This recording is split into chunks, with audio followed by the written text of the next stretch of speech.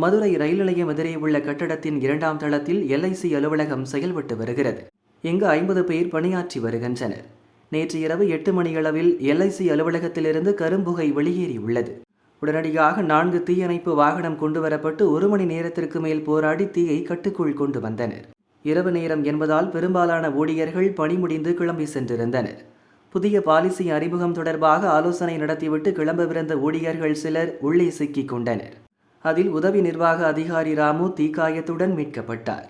2 மணி நேர போராட்டத்திற்கு பிறகு எல்ஐசியின் கிளை மேலாளர் கல்யாணி நம்பி உடல் முழுதும் எரிந்து கருகிய நிலையில் மீட்கப்பட்டார். அவருக்கு வயது 55.